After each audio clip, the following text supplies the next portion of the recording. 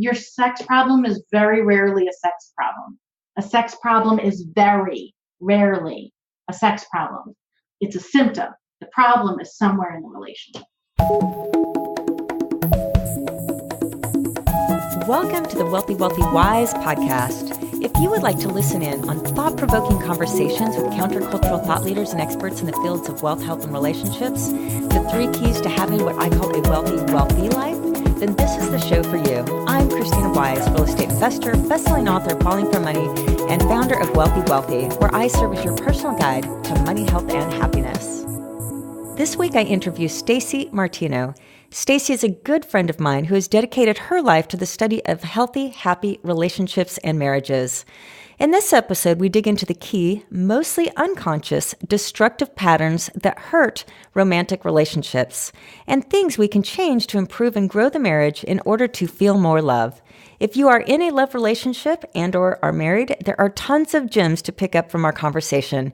Just in time for Valentine's Day. Listen and love. Enjoy. Miss Stacey, it is so much fun to finally be on this type of conversation with you where we get to let everyone else listen in. And I was introduced to you through our mutual friend, Lori Marrero. Yeah. And she's amazing. Lori's so amazing. She really does introduce great people together and then creates all types of new relationships. So anyway, I'm just so thankful to her for introducing me to you. So for everyone listening, who is Stacey? Tell me a little bit about, we've met, I know obviously what you do and everybody else is going to hear what you do, but tell me about you, the backstory. Oh, absolutely. Well, I will also say, I'm so grateful to Lori for introducing us, and it's been awesome to be friends with you and get to know you and see your amazing work in the world and what you guys are up to. I love it, and I'm psyched to be here. So I'm Stacey Martino. My husband and I have relationshipdevelopment.org. That's our company. And what we do is empower people to create their unshakable love and unleashed passion, all in a little bit of a different methodology. Our relationship development methodology is all about one person transforming a relationship. It doesn't take two. And a lot of the work that we do in the world is really about helping people, just break that mindset that it takes two to tango, that both people have to do the work to get a result, because that is an old broken mindset of demand relationship, which we kind of all ended up in and didn't know any other way but to just come from a place of hey, I'm not happy. You really need to change this about you. I'm not happy. This needs to be different, babe. Or I guess if you're not going to change, then I have to settle or compromise for what you want it to be. And that's all that demand relationship broken crap that we all kind of ended up in. And what we teach is a lot different. It's personal development for your relationship. And it really is the tools and strategies to empower you to create the relationship you really want in your marriage and your committed relationship, without needing your partner to get on board and do the work with you, which is so freeing and so empowering for so many people who are stuck in such a crap place of wanting it to be better and feeling like, hey, if my partner doesn't want to do anything about it, what choice do I have? Well, you do, and it's great to do that work. And we also teach all the tools and strategies in our toolbox for real life families who I personally believe have been left behind, to create an unshakable love and an unleashed passion, which is not modeled for us by anybody really. And nobody that we really know really has that, at least, in generations past. And it's about teaching that it's not just, you don't just find that, you build it, you create it. You know that for sure, Krisstina. And that's what we're out there teaching with our tools and our strategies and stuff that we do. So what led you up to this? How did you become a relationship coach? And now you're, working with hundreds and thousands of couples to really grow marriages, deepen relationships, bring back the passion. I read, when I was reading a little bit about how you described your work, I loved what you said, a marriage coach, I think, and divorce preventionist. Exactly. So I love that. So where did all this begin? Has this always been something you thought that you wanted to get into, or what? Yeah. What's that backstory? I always say that I came into this dragging, kicking and screaming. I did not want to do this at all. It's one of those things where the calling The calling had me, right? I didn't pick it. And that's when you know, right? When you don't want to do it, like you would do anything to not do it, like, oh, that's you. And so this kind of was my life story, kind of brought me here. I grew up, unlike the Stacey that you know me to be today, Krisstina. My nickname before I started doing this work was the Ice Princess. And it was I can't even imagine that. deserved. I know. People tell me that all the time. I was a no emotions, massive achiever, black and white suit, no feeling, get it done, no messing around girl. And that's kind of how I lived, growing up and in my 20s. I was kind of done with feeling anything, giving a crap about anything, and getting brokenhearted, stomped on, or worse. And I was like, okay, done with that. Let's just be a massive achiever and not give a crap about anything. That's clearly how I'm going to get through life without any pain. And that didn't exactly come with a handbook for magnificent romantic relationships. So I had been through my share. And then I met my husband, Paul, and we had been in a relationship for quite some time. And obviously, I was doing everything wrong because I didn't know anything about relationships or how to do them, as most of us don't. And it was one day that Paul came to me, asked me to sit down for a chat. And I kind of knew where it was going at that point because he looked pretty panicked about it's not going to be good chat. And proceeded to tell me about how I didn't need him for anything. And he felt like he didn't really have a purpose here, that I kind of have everything going on, that he can't get too close to me. And he really didn't see a future for us. And as much as, he had such serious feelings for me, he just didn't think that this was going to go anywhere. And he was leaving. And he said he had tried, like a lot of us say, right? I've tried so many different ways to get close to you. I've tried to, but it's just not going to work and I'm leaving. And my reaction at that point really started to unnerve me because that's not the first time I had heard those things in my life. And my typical reaction would have been like, that's fine. I knew this was going to end at some point. So don't let my front door hit your butt as you leave my house, right? That was my way of being an independent woman. But that's not what happens. As divinely created as possible, I started to cry. And that may seem like a perfectly normal reaction to a lot of normal people. But Paul had never seen me cry ever. And what started to really scare me and unnerve me was that for 10 years before that moment, I hadn't cried. I hadn't let myself feel anything for a really long time. And so as the tears started to roll and I started to feel all this pain, I started to have this unfortunately timed awakening that, holy crap, my heart is breaking. I didn't protect myself from anything. All this ice princessing and putting up walls and my ice castle wasn't protecting myself from anything. And I was robbed of even knowing that I was in love with Paul until that moment when he was leaving. And I thought I lost my only chance. Like, I didn't really think I was the kind of girl who was going to be in love in life. I didn't really think that happened for everybody. And for me to have this realization that, like, oh my God, I love him. And I think I just screwed up my only chance at ever maybe getting a shot at that. And I don't know anything about it. I don't know how to fix that.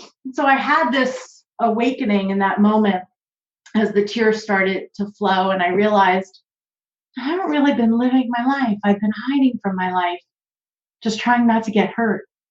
It was almost like I could see a picture of myself in my mind's eye, of myself going through my whole life, just literally ducking, trying not to get hurt. And I'm like, that's not even living.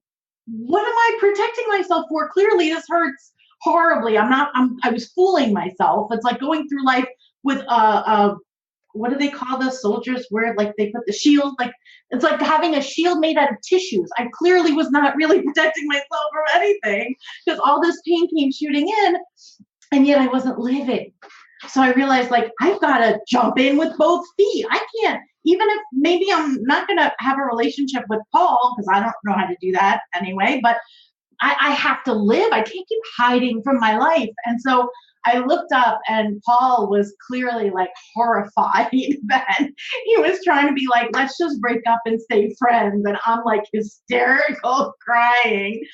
And I realized he wasn't having the same epiphany that I was having in that moment. And so I did the only thing I could think of to do. I mean, like I didn't have any relationship skills to speak of, but I just poured my heart out. And I just told him everything that he said was actually right, which I don't think he really expected to hear from me. Mm-hmm. Being the sarcastic, defensive ice princess that I had been for so many years, when I started saying things like, you know, you're absolutely right. It's actually a lot worse than you said. You've been really gentle because I've just been doing horrible and I've screwed this whole thing up. And I just didn't know how. And I know I don't know how. And I basically told him everything he said is right, but I don't want to live that way anymore. Not because I wanted to convince him to stay, but because, and he jokes about this now, we joke about it now, both of us. I said, you know, I've been playing half-assed this whole time. At least let me play whole ass. Let's give that a shot. And then if that's not good, like I release you with love. But I remember saying like, I don't know who I really am, but I know this isn't me. So don't leave now. Let me at least figure out who I am and figure out what I could do. And thank God, Paul has said many times, like he came in the door that night, a very certain man. My husband is very determined. There really is no swaying him. But he had never met the Stacey who showed up completely vulnerable and raw in that moment. And he just couldn't with confidence think that he was doing the right thing by leaving without literally giving it a chance. And that was his version back then of giving it a chance. His version was, okay, Stacey, so if you have all this work that you need to do, go ahead. Like, I'm fine. I don't really have anything to do. But if you think you do, that's great. So right. Back then, that was Paul's version of like, let's work on this. There was no let's work on this. He was going to be fine and I was going to do some work. And you're going to work on you, right? Exactly right. And being a personal development junkie like myself, I was like, that's great. That's how I roll. And so couples work wasn't really an option for me. So I dove in. I studied everything I could get my hands on, everything about relationships, men, women, intimacy, passion, myself, being my authentic self, figuring out who I really was, all of it. And I truly transformed. And what I noticed was, even though Paul wasn't reading, Paul wasn't listening, things started to shift between us. I was showing up differently and he was responding differently to that. I wasn't being sarcastic. I wasn't being defensive. I wasn't doing any of that. And so he was reacting differently to me, as anybody would in a situation. And what I realized was slowly but surely, things started to get easier between us. Things started to get happier between us. Even though we weren't doing really any relationship work, I was shifting and it was shifting him. And eventually in time, he came to me and he's like, look, I'm not even doing any of the work you're doing. But whatever you're doing, this is unbelievable. And I feel like a better man with you, and I'm not even doing this. So what are you reading? What are you listening to? Because I feel like an ape now next to you. Like, I need to know what you know. And we dove in, and it was all just for our own marriage, to create our unshakable love, our unleashed passion, put our marriage first. And we lived from putting our marriage first through having little kids and being near bankruptcy and all the things that we've done and navigated that real people have to do and navigate. And it wasn't until, years, and I've been helping people. That's always been our mission, is how can we help you? Like, it's not something that a lot of people want to talk about, but people who watched our relationship sometimes would come to us and we would start helping people. But really, it was sometime during 2009 that Paul came to me and was basically like, I can't watch another family unravel when, if they knew what we had known, like those kids might be sleeping down the hall from two parents tonight instead of one. How can we just sit here and watch this happen? We have to get out there and do something. And I was a big fat no. I thought everybody in the world would hate me if I was butting my nose into their marriage or whatever they would think. But my husband's a very passionate man and he's very persuasive. And when I got out of my own way and started thinking about the families that really needed our help, we started figuring out what it is that we do. That's when I went back and became a certified marriage educator, certified divorce preventionist, started testing the tools and strategies that Paul and I developed Took us about 2 years to do all that testing and figure that out and create our 8-step system to transform any relationship with only one partner doing the work. But since then, we've helped over 10,000 families, and it's just been an absolute blessing. Well, and it seems like what rewarding work to know that you're saving marriages, that you're helping people get closer to grow together. Because, I mean, is there any more important relationship really than your love, your partner who you might be married to or choose to spend a good portion of your life with? Yeah. I mean, other than really loving yourself and having a great relationship with your creator, your love relationship is your primary relationship for life, even your children. And we love and value our children just as you do and everybody else does.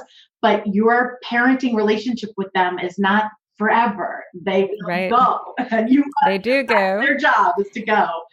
Well, we do notice too that when the children go, that the relationships many times start to fall apart because the children are the relationship, right? So there's so many things I want to talk to you about.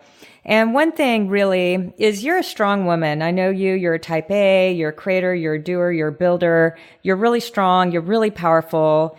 You have great opinions and you're a go-getter.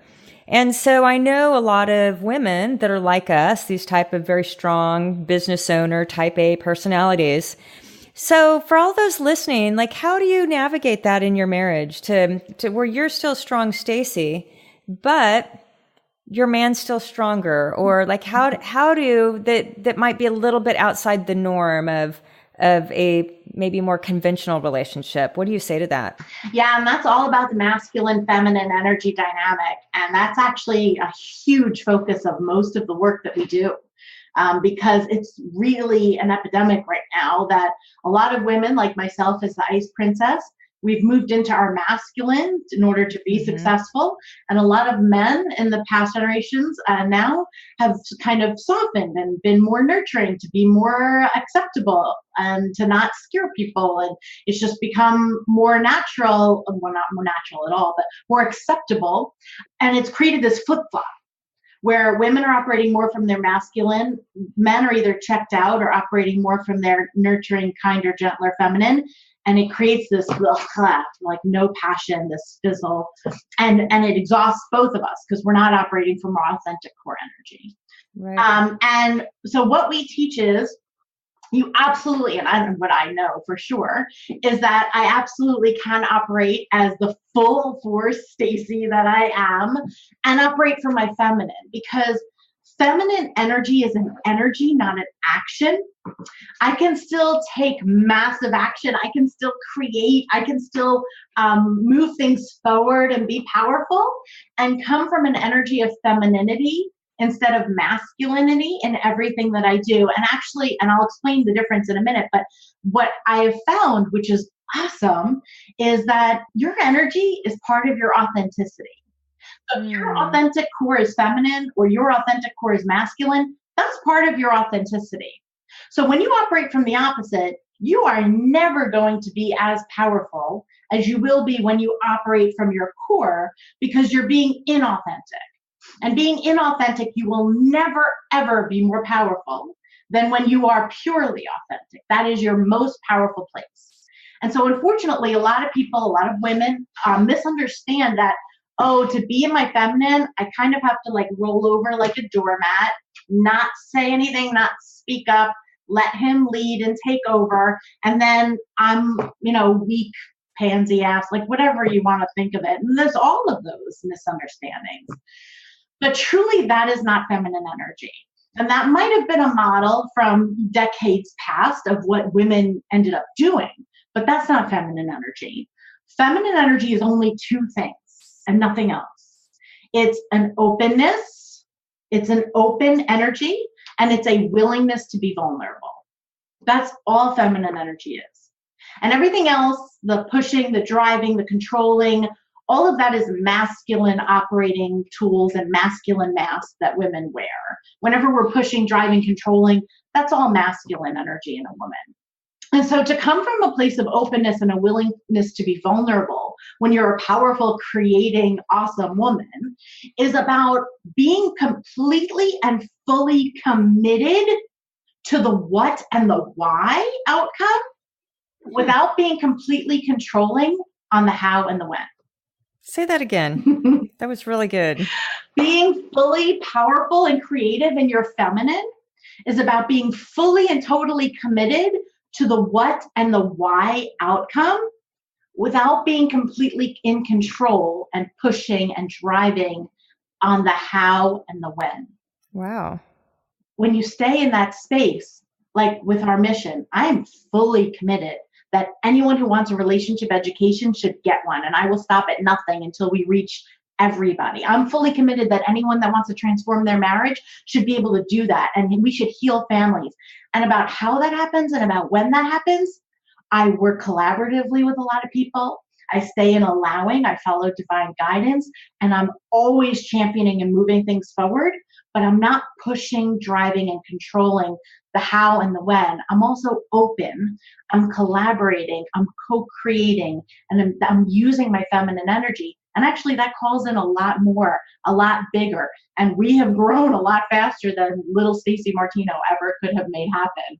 And that's the difference between the masculine and the feminine. And what do you recommend? Let's say that women that are more in the masculine and tend to reside there most of the time. I mean, they're entrepreneurs, businesswomen, very successful, and that's, all they know. What coaching do you offer there? Well, we have an entire program around that and lots of tools. But one thing I will offer is it's about connecting to that place in yourself. First, you have to feel the energy, feminine energy is very elusive. And a lot of people, myself included, when I was stuck in my masculine, I struggled for years knowing that I was stuck in my masculine, but I couldn't really get my head around what was the feminine thing then? How am I supposed to do that? It's very elusive until you feel it. So my number one strategy for being in your feminine or getting to your feminine is experience a woman who's living in hers. Because when you experience a woman who is open and vulnerable and powerful, what your nervous system is connecting to her energy. And while you can't model someone else's energy because yours has to be yours and authentic for you, your nervous system will pick up on that. And a part of her energy will resonate with that part within you. And then you're able to feel your feminine energy, which makes it so much easier for you to then make sure you're conditioning your nervous system like, that's what we're moving towards. That's what I want to do more of. So get in touch with that feeling of when you feel open and when you feel vulnerable. And the first step that I offer people in doing this exercise is put yourself in a place of complete safety to do this. Because I often say to women, getting into your feminine energy is really not as much about getting into your feminine as it is about being willing to put down the masculine mask and put down the masculine weapons and be. And if you don't feel safe to do that, you're not going to, and that's okay. So make sure you're working on getting into a safe place if you're going to practice being in your feminine. Think about, like, maybe with your friends, maybe with a coach, a mentor, whoever, where do you feel safe and protected to be able to be open and vulnerable? And then pick that place, set yourself up for success, pick that place and practice in 10-minute intervals. I really like to encourage people to just pick a 10-minute interval and focus, like, for this next 10 minutes, I'm going to practice being open. I'm going to practice not going into protection. I'm going to practice not closing or getting triggered. I'm going to practice being open and vulnerable for this 10 minutes. And then I'll go on operating unconsciously and do the best I can with the rest of my day. But practice 10-minute intervals to strengthen your connection to your feminine as you move forward. And so why is this so important? I mean, how important is this to successful relationships, this masculine, feminine? Well, I think that it's probably shocking to a lot of people, but it is the lifeline of a marriage, a lifeline of a romantic relationship. And you actually started to explain why at the top of our discussion when you described a lot of people who, when they end up, the kids move out and the relationship falls apart. That's actually a really predictable pattern. It doesn't just happen to some people. It's actually an organic progression.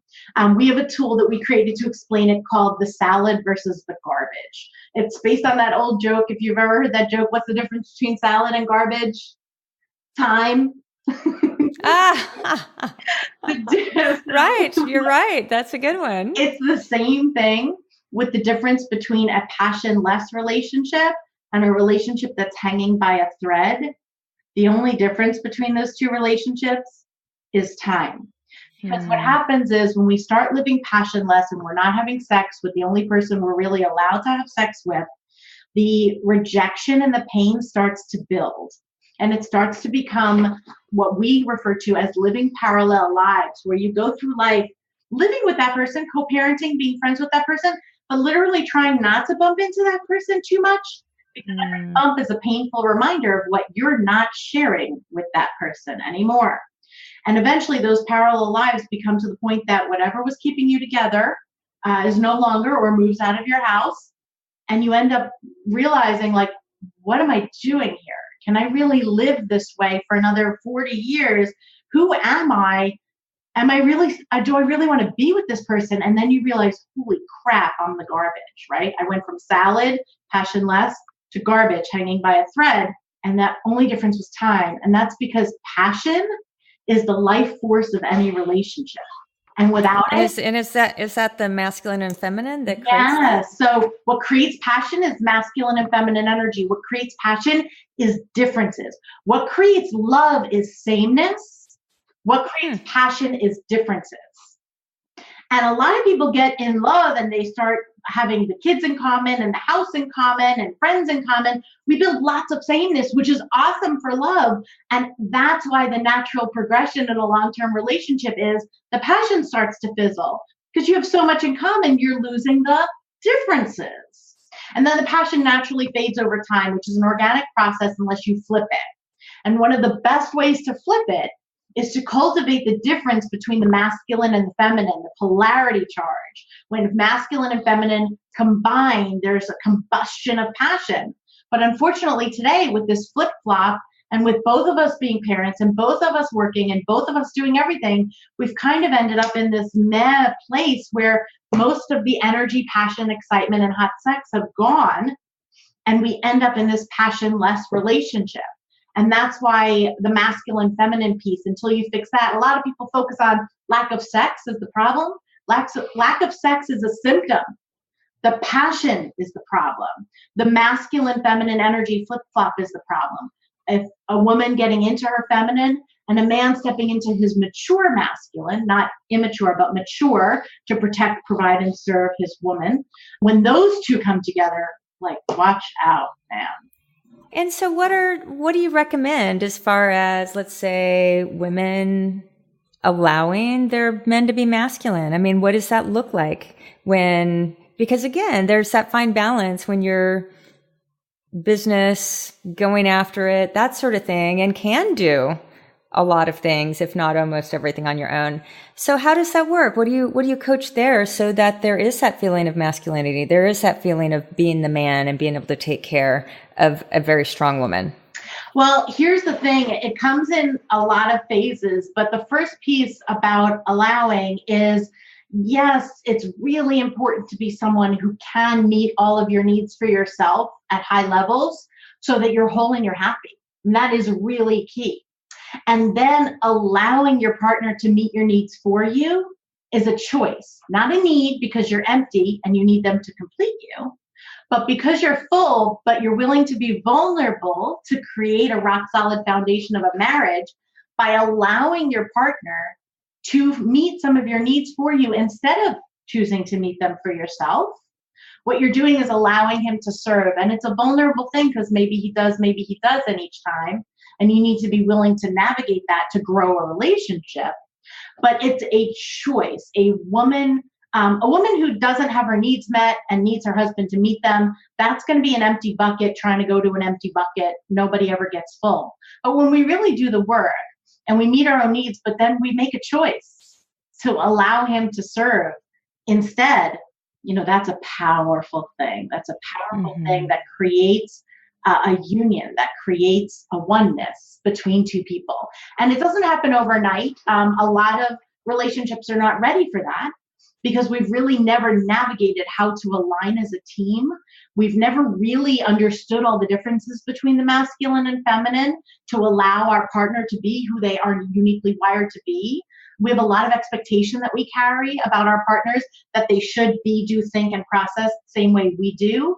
And it's very frustrating for us when they don't, but we're practically two different species. So a lot of that starts with understanding a lot of the key differences between the masculine and feminine, so you can at least appreciate and validate your partner for the way that they are. It's really hard for a man to serve his woman if he doesn't understand her and doesn't get her. And so we usually start with that, which the man doesn't need to get the education. Actually, a lot of our tools are about a woman being able to learn how to allow her partner to meet her needs by giving the open book test, without like, oh, if he loves me, he'll guess. Like, that is so right. I think that's the thing that they should just read our mind, right? That's a recipe for disaster, sister. Now, what about like emasculation? And, that seems to be very prevalent today. So what does that look like in a marriage? And what do you coach towards that? Yeah, that is unfortunately a big part of this whole protection. People are living from protection. Emasculating men is nothing more than a girl who's scared and wants to protect herself by trying to take the man down a level so that she's not as intimidated or scared. Learning to not live from protection first is one of the greatest barriers any woman will ever face in learning how to create an unshakable love with a man. That is just the truth. And it doesn't happen accidentally. You really need to learn how to do it. There are tools and strategies, there's steps to do. It doesn't ever interrupt your day or happen accidentally. But part of that is being confident and whole enough and learning simple tools, which is you never speak badly about your partner, ever. You never speak badly about them in front of someone else, ever. If someone else ever speaks badly about your partner, you never agree with them and you never stay quiet about it. This is the steps to creating a rock solid team, things that a lot of us were not taught when we got married because we fell in love, but didn't really get the instructions on how to do this. Well, you make it, that's a really good point that you make. And I know with me, like with money, being a money coach, and it's one of those things that you have to learn money. We don't spend any time learning it. We just do money because it's money in, money out, without any sort of thought that money is pretty darn important to life. And it actually has methodology to it and principles to it that once you learn, it's pretty easy. But when you're oblivious to it, you can never quite get your money in order. But it's one of those things all the time. I think, my God, money's so important. Why doesn't anybody learn money?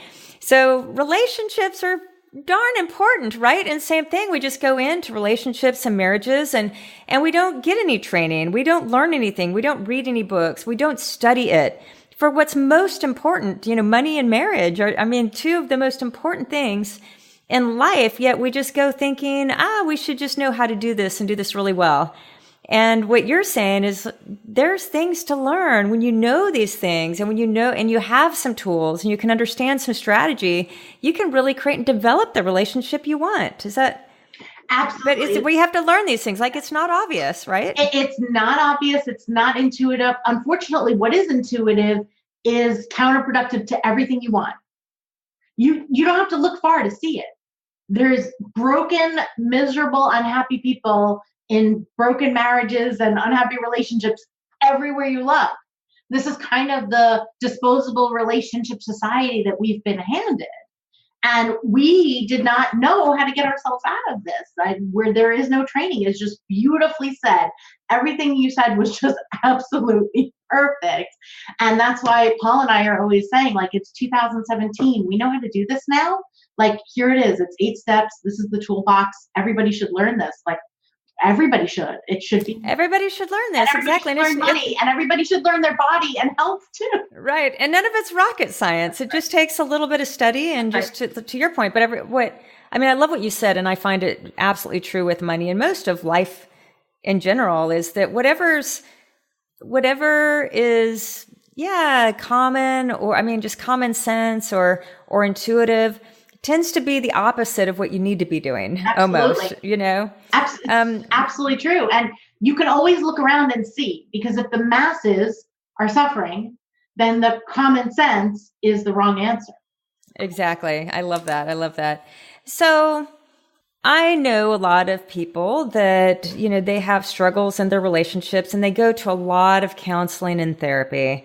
And I mean, they can be in there for years and it almost seems as though there's not a lot of, success or results. It's just something you do as opposed to quote unquote work on the marriage. What do you say about that? Yeah, unfortunately, couples work is broken. And unfortunately, most people don't know what else to do other than that. We refer to, and I'm trained and certified by Chloe Madonis, who's one of the founders of family psychotherapy in the world, one of the top 20 therapists across the world, has certified over 100,000 therapists, and myself, and I'm not a therapist, I'm a coach. And Chloe also will tell you that 80% of couples therapy is failing today. And couples work is broken. And the reason why, and we actually refer to it now as the NIC move, the nail in the coffin move, because very often people go to therapy and people don't usually want to go to therapy. People usually go to therapy as a last resort. And then when the therapy fails, the person who really didn't want to go feels validated, like, okay, I tried everything. I told you, now I'm done. And it ends up being that nail in the coffin move. It's almost like now we have proof that this will not work. So let's just end it and be done. And it's very, very sad. It's really unfortunate that one of the most prevalent solutions is a broken tool. Couples work doesn't work. And the reason is because couples work really leads to blame and sides. All couples work is about blaming somebody for what's not working and looking for the third person to take sides. And that fails every single time. One of the things that's very uncommon and not expected in the relationship development work that Paul and I do is we have a no blame, no judgment policy. And we have a policy that is we refuse to take sides. Anyone can fix their relationship. You do not need your partner to change for you to get to happy. It's just about what you never learned that you can now learn and put into place. And it's worth it. That's what we say. Heck yeah. But again, just to go back to what we're talking about, it just doesn't even occur to us that there might be something to learn that can change everything, that can improve everything versus the normal thing. The common sense is, relationships are natural. There's nothing to learn. You should be able to figure it out. Right. Because, relationships have been happening since the beginning of time. And then the other thing that's common is when it starts breaking down is to go to therapy. And that's the pattern. That's the linear path. Yeah.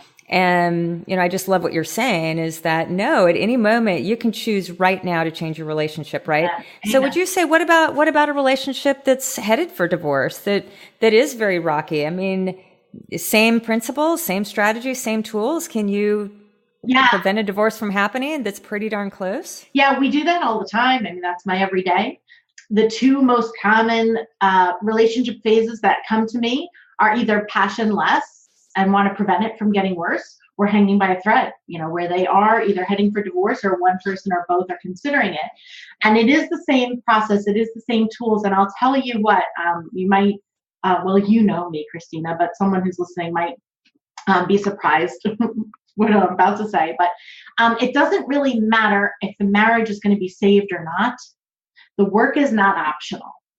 And I will say that if you have children, this is true 1,000% of the time, because you will be in relationship with that co-parent until you take your last breath. This relationship isn't going anywhere. You can divorce it if you want to, but you will be in relationship with that person until the day you die. And your children did not ask to be here. You brought them here. And every family deserves to have a harmonious family, regardless if mom and dad are going to have sex and stay married. Your kids probably don't even give a shit if that's true or not, but they do want parents who can be in the same place at the same time. They do want a family with harmony, and not every marriage is meant to last. Sometimes you do this work to heal the relationship so that you can have a family by design, and Now have the relationship with the person who's truly aligned for you and create a flourishing love and passion with that person. The only thing better than two parents is four. And sometimes it's, your relationship is not aligned to last forever, but leaving the relationship from a place of hurt, resentment, pain, this is never the answer. Never the answer. Because A, you're leaving from a negative state. Whatever you do next is going to mirror and boomerang that right back to you. And B, your family has not been healed yet. And every relationship can be saved. Every relationship can be saved. You may not stay married to that person forever. You may not have alignment with that person, but you can learn how to co-parent in a harmonious, peaceful way, have healing and compassion for that person, while knowing that you're going to create a marriage with someone else. But I will just tell you that an overwhelmingly shocking percentage of the time, people do save their marriages when they do this work. Because it turns out that people just didn't have the tools to navigate the stress that life throws us. And when they do, they just feel so relieved, so empowered, so free, and they can't wait to rebuild the love with the person that they once did fall in love with. Yeah, one thing, for example, I talk about money is that, for example, money, we think of money as a noun. I mean, it's this thing out there. It's a little elusive. It's something we chase. It's always a little bit out of reach. It's something that's a little confusing or scary, but it's this thing out there. But I say how we change with money is we turn it into a verb, meaning we start moneying. And that means we're the actor. We're the one making the change. We're the one learning. We're the one that's going to get over maybe some of those hangups or mindsets or dysfunctions or feelings or whatever that is, resentments. It could be any number of things when it comes to feelings about money, because money is very emotional. And what I'm hearing is it sounds like the same with you, is like marriage or relationship is this thing. I mean, is there any such thing as a relationship like this thing? I mean, we're marriaging, right? I mean, we have to be actors. And if we, meaning I, can be the actor and want to make change about me and take control versus blame or shame, or you're doing all these things wrong, or you're not meeting these expectations, which means it's something out there versus in here. Amen. Yes, Krisstina, preach. That is perfect. When I open our 3-day event, Relationship Breakthrough Retreat, one of the first lines I deliver is, there's no such thing as relationship. So explain that. Yeah, because there is no such thing. It's not this thing that's out there somewhere, right? It's like two people that are working together, living together, talking together. I mean, it's not a thing. It's happening all the time. And either it's successful and it's working really well and it's aligned, or it's still, or it's combative or whatever it is, but it's still working, it's still moving, it's still doing, right? Living and breathing. And what happens is it's really just the interaction between two people. And when one person of the two changes their interaction, the relationship changes. And that's our entire methodology. We base everything we do on the most powerful force in human relationship today, which is triggers. And you cannot escape triggers. You can be in a rockin' awesome mood. Your spouse comes in or your coworker comes in and they're bitching, moaning, complaining about the world. All of a sudden your state tanks and you're like, why you gotta do this all the time? I was rocking it. You're bringing me down. Like, people trigger annoying things in us all the time. People trigger responses and reactions in us that we're like, boy, I don't even know where that came from. Triggers are the most powerful force in human relationship. You're not going to escape that power. All we're doing is using that power to, instead of keep triggering unconsciously and unknowingly, triggering the worst in your partner, which you don't even realize you're doing, we teach you the tools to trigger the best in your partner. Oh, that's so good. Give an example of that. What would be a trigger of the triggering the best in them? I love this. So I'm going to give you an example, but I'm also going to tell you something that you can do in your life today to see this at work. So many times people come to me and their first statement is, but you have no idea, like my wife, my husband, like they are infuriating me. And I want to be better and more understanding, but it is painful, right? And no question, every single time somebody complains about, and everybody right now who's listening, think of something that your spouse does that just annoys you, frustrates you, you wish would change. You've asked them 10,000 times, nothing changes. Every single time your spouse does that, says that, whatever triggers you, I promise you that I could rewind the tape about 60 seconds and I will see you trigger that reaction in them every single time. Wow. You're complaining about what they're doing. You're complaining about what they're saying. It's hurting you. You hate it, but you have no idea. If you just back it up about 60 seconds, I could watch in slow motion and watch you plant the trigger and watch them react. And I could help you shift and do something else, and you'll never see that behavior that you keep asking them to change, and yet you keep lassoing them into delivering to you every single time because you just don't know. So because we all get into these patterns and dynamics, right? So we're just in these patterns. It's like driving to work the same direction every single time.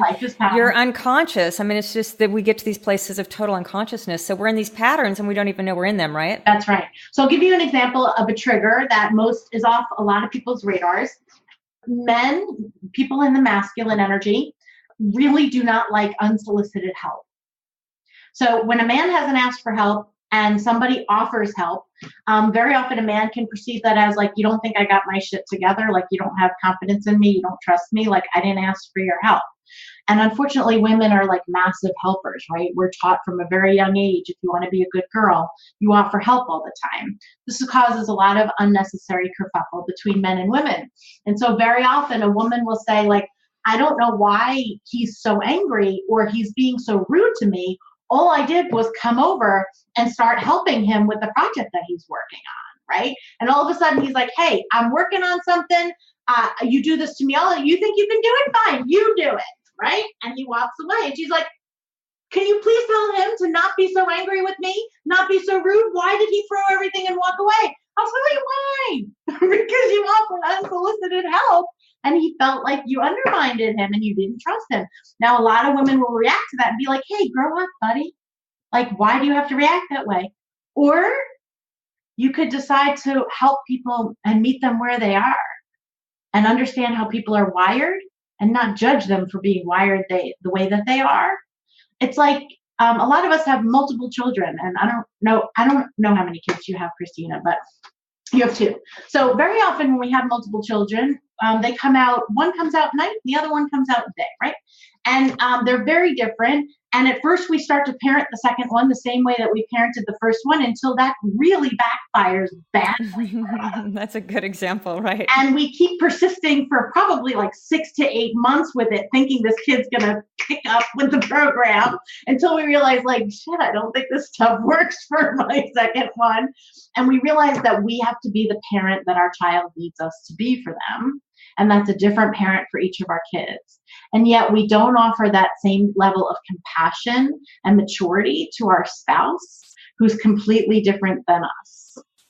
Well, I think you make a really good point there that men and women are very different and wired very differently. And we're expecting them to think or behave the way we do, the way we think and behave. But it's totally different. Like you said early on, it's almost like two different species, two different animals. Yeah. So is that some of what you teach are the differences so we can be more aware of those differences and then, like you said, is trigger the positive as a result of understanding those? And it feels like we should be learning this from kindergarten up. I mean, we teach hundreds of the differences between the masculine and feminine, and then tool sets on the masculine side for how to cultivate your feminine woman, and tool sets on the feminine side for how to cultivate your masculine man based on these tools. But literally, like, we've been teaching our kids since they're little. Like, men are single focused. They can only really pay attention and focus on one thing at a time. Women are diffused awareness, like we're perceiving everything in our radius all the time. And when kids who will talk like 4 or 5 people at a time talking, kid doesn't care, dads can get very frustrated. Like, I can't hear you all at the same time. I can only hear one at a time. And sometimes that causes kerfuffle in a family. From a very young age, I was teaching my daughter Grace, Daddy can only focus on one voice at a time. Daddy's a man and he has single focus. So when you're talking to Daddy, wait until the other person stops and then speak, and he can totally focus and hear you. But when you're talking to Mommy, you can all talk at the same time. That's so good. I love it. One's not better or worse than the other. Mommy doesn't. They're just different. As Daddy does. But it's just different. And really, we can avoid a lot of kerfuffle with just understanding the differences. So fastly approaching our time together. And I mean, I could talk to you all day long. So anyway. And we could flip the tables and I could talk to you all day long about money. Awesome. Well, there's a couple more things that I want to ask you. And one is sex. What do you talk about sex in long-term relationships? Yeah, we teach sex is step 8 of our 8-step system. And we teach a level of sex that most people don't even really know is humanly possible yet. Paul and I have been together 22 years, and we have hotter, more intense, more frequent sex than we ever did when we were kids. And my husband's going to be 50 next week. So we are not spring chickens, and I would bet that we have more sex than most of the population. You absolutely can and should have an unleashed, incredible hot sex life in your marriage. There's a reason, though, that sex is step 8 of an 8-step system, which I get a lot. Like people like, hey, lady, can we start with step 8? Like if you could, everybody would, but you can't. And there's a reason. There are 7 steps before that. And those 7 steps are to rebuild the foundation of a relationship, to understand and appreciate the differences, to align in your parenting, your money, your life, be on the same page, put each other first over work, family of origin, and all the things that are hurting the relationship. Forgiveness, to be able to forgive any past betrayals and move through the things of life that cause pain, to get back into your feminine and your masculine, to bring the fun, passion, and flirting back to your relationship. All of these things need to happen to create an unshakable love, which is the only foundation where an unleashed passion can really live. Because unleashed passion for women requires complete vulnerability. And for a man to show up in his mature masculine, ready to take her and lead, take her to places she's never experienced before, and really break through to new levels of ravishing passion. That doesn't happen when there are hurts, when there are betrayals, when people feel unsupported, when there's nitpicking, when there's criticisms. All of those things do not lead to unleashed passion. So a lot of people will focus on, we need sex tools, we need better sex, but your sex problem is very rarely a sex problem. A sex problem is very rarely a sex problem. It's a symptom. The problem is somewhere in the relationship. Wow, that's so good. And then I heard one of your steps was put the marriage first. So I see a lot of people put their kids first, right? Everything's around the kids. Yep. And so what does that mean, put the marriage first? Putting the marriage first, and it's kind of like what we just talked about, because if you don't, you end up leading these parallel lives, and then your kids leave and you have no marriage because your kids were first. Putting the marriage first is a vulnerable thing to do. It's not a safe place for most people, which is why most people don't do it. Loving your kids unconditionally is a safer love than loving your spouse unconditionally. That's why most people go to it. And it's a lot easier to put your kids first when you feel like you're thriving in that relationship. And putting a marriage first is a vulnerable thing to do. Because what if that spouse doesn't put you first? What if you don't feel like that's really valued and you get hurt? It's a vulnerable thing to do, which is why people don't do it. But unless you do it, you will never create the unshakable love that you want. No one who has a magnificent relationship today put their spouse second to work, second to their family of origin, second to their kids. Nobody, and yourself included. You have a magnificent relationship and your marriage is first. And together as a unified front, then we can choose. We're putting our kids first in life together. Our kids don't come between us. Our kids are not above our marriage. I never put my children above my union with Paul. They cannot separate us. But together, Paul and I decide we put our kids before our business, even though we love our mission. We put our children before our family of origin, even though we love our family of origin. We decide what our priorities are, but we do that as a unified front because our marriage is first, our marriage is forever. And everything will fall to crap if our marriage isn't strong. So our marriage comes first.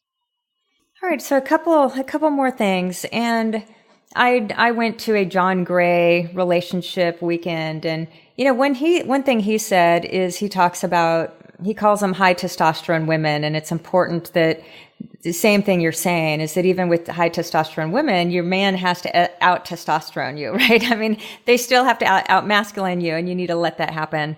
And so, very much what you're saying. He said, one of the things that women do that really are like the death of a thousand cuts to the relationship is just constant complaining about their man. Do you agree with that?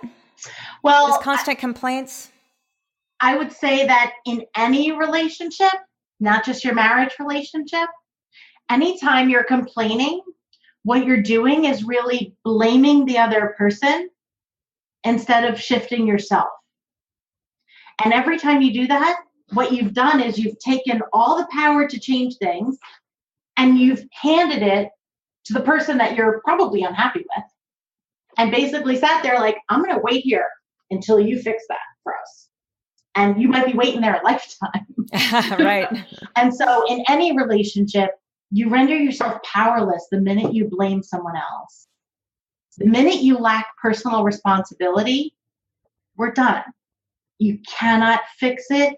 There's nothing to be done here. You're going to feel the victim forever on that. Until you take personal responsibility back and say, you know what? I play a part in this. There's something I'm not doing. There's something I'm not understanding. There's something I'm not saying in a way that's landing. What's my role? What can I do differently? That's empowerment. That's freedom. And now things can transform and move forward. But the minute you start blaming, and that shows up in complaining and nitpicking, anything else that you call that, the minute you start blaming, you lose all your power.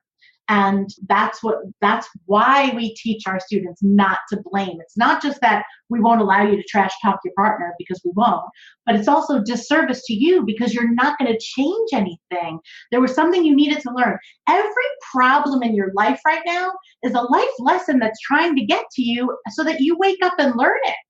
But if you're constantly pointing the finger like, oh, if this just would turn around for me, if this would be better, if you would just do this, you're not getting the lesson. Just own it. Look for your personal responsibility in it and shift it. Personal responsibility has to come first. I love that. All right, a few more questions. And one is communication. So relationships really are communication. It's how we communicate, what we say, how we say it even. So what do you teach on communication? How important is that? Well, it's super key because most people don't know how to communicate in a productive way. Right. Not just in marriage, in work, with our kids, with our folks, all over.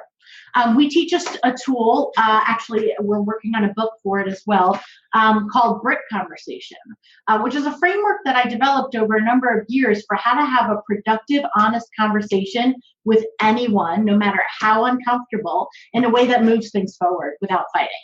And that BRIC Conversation framework came to be because of a tool that we teach called Brick or Glass. And what really happens anytime you have an uncomfortable feeling or thought about any person, this goes way beyond your marriage, but of course it happens in your marriage.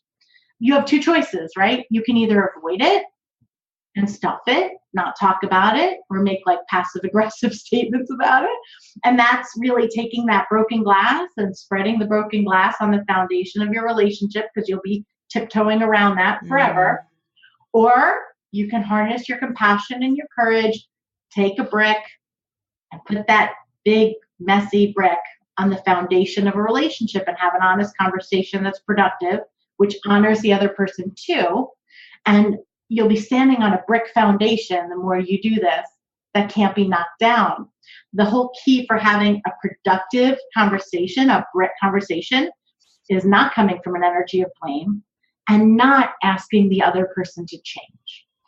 That's so good. Everybody's hang up is, how do I get him to? How do I get her to? Well, you don't. Look at personal responsibility. How did you play a part in letting it get this way?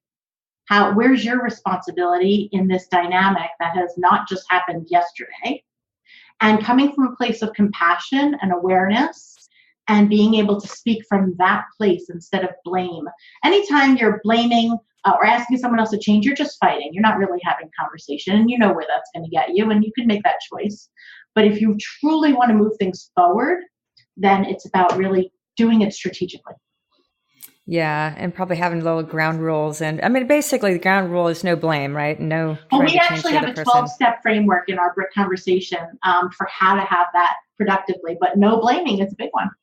Well, and that's so good because, things do have to be communicated. Things do have to be worked out. Things do have to be talked about. So it's having the ability to do that, to have safe conversations, but they're honest and truthful without walking on glass, without, being afraid of, it breaking down or turning into another argument. And so you never really get to the bottom of anything. Amen. You can't get to the bottom of anything that maybe isn't working very well, but you're never going to grow it either. It's never going to take the other shape on the other side. All right, 2 more questions. So you and Paul work together, right? Yes, ma'am. So you have your business together, you're working together, you're living together, you're raising kids together. I call that the power couple. So what advice do you have for that? I have a lot of people that will ask, like, how do you work together all the time? Yeah, so you really have to do the work on your marriage if you want to work together. Because the truth is, a lot of what keeps marriages going is the separation into separate work, where you can at least thrive in your work because that person's not there. You get your needs met, you feel significant, you feel needed, you feel you're growing, you feel like you're improving. All of that stuff happens in work for a lot of people. And when you separate from your spouse and you do that and you feel better about yourself, you can come back to the relationship. And sometimes that's what keeps a relationship going longer than it would have if you didn't have that outlet. People use kids in the same way, but we're talking about work. And people ask me all the time, and I always say, if you're going to work together, you better have an unshakable love where you know how to navigate all of these conversations, and you do what we call, you have to get out of accidental alignment. A lot of people they live by this mindset of accidental alignment, like, I fell in love with you, so we're going to see this parenting thing the same way, right? I fell in love with you, so obviously we're going to do money the same way, right? I don't get why this is not working. Why are you making the wrong choice? Like, I fell in love with you. We should both see this the same way. That's accidental alignment. And you can't have accidental alignment and have an unshakable love. You have to create that alignment through these kinds of conversations, through what you do with money, through what we do with relationship, through what Amy does with parenting. Like, we have to create it. And if you're still living from accidental alignment, you will not be able to have any business that tries to operate the way most marriages do will be done in 10 days, 30 days the most if you have a lot of money. So you really have to be able to have a strong foundation and do the relationship work in order to be able to bring that strength into a mission or a business or whatever you want to do together, so that you really have a clear foundation that I have all the tools I need to navigate whatever comes our way. And then the other 2 keys I will tell you is that Paul and I put our marriage first. As much as we are extremely passionate about this mission and this business that we do, no matter what happens, it must honor our marriage coming first to do this. And we both agree on that before we go in. So nothing happens that doesn't put our marriage first. And we also both agree and are very active in making sure that there's work time and then there's being husband and wife time. And those 2 things don't bleed into each other for us. And that takes a lot of systems and a lot of focus. That will never accidentally happen either. That means we don't do business things in the evening. We don't have business going on most weekends. We are very focused on when we're at work, it's for the business. And when we're outside of work, we're husband and wife. That's so important. That is so important. You have to be intentional about that, but you really have to set up systems that help you do that. Like the fact that the phone goes dark at 6:30 for me, and I don't have email or any of those things going on in my life in the evening or on the weekend. And we're very intentional about when we have a really big time in our business for a launch or an event, we take time for each other the 2 days after we get back to just be husband and wife and go away somewhere. Like, you have to be intentional and creative, but you must do it from a strong foundation with the tools to navigate anything. Because being in business, man, that'll bring up everything. Yeah, no kidding.